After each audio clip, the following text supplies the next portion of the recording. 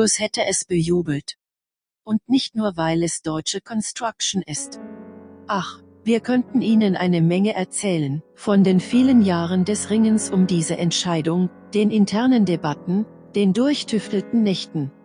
Von den Errungenschaften, den Früchten dieses Ringens, von der einzigartigen Blüthner Grand Touch Tastatur, die feinfühlig auf verschiedene Anschlagnuancen reagiert, von unserem neuen Dämpfersystem, mit dem das Abheben und Aufsetzen der Dämpfer hörbar wird, von Dynamik, Authentizität und Natürlichkeit. Aber wirklich stolz sind wir darauf, dass dieses, in Deutschland entwickelte und gebaute E-Klavier tatsächlich klingt wie ein Klavier.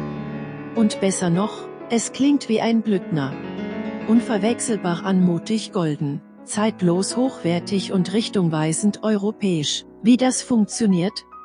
Darüber können wir Ihnen eine Menge erzählen, bei Ihrem Besuch bei einem unserer Händler. Ausführungen: Naturmahagoni, Klaviatur 88 Kronentasten, Hammermechanik mit Holztasten, Sound, neue Blüthner APES-Technologie, akustische Piano-Simulation-Technologie, Dämpfersimulation, 256-stimmige Polyphonie, 35 spezielle Blüthner Klänge, Blüthner Modell 1 Konzertflügel Sounds, 3 Variationen, Split Layer Sounds, 256 GM General MIDI Voices, Interface, Direct Control Interface, einfache, intuitive Bedienung garantiert, Lautsprecher, 2x30 Watt interner Verstärker, speziell angefertigte Blüthner 5 Zoll Lautsprecher, Schnittstellen, USB MIDI, 2x Kopfhörer, Stereo Audio in Jack 3,5, Audio Out 2x Jack 6,3,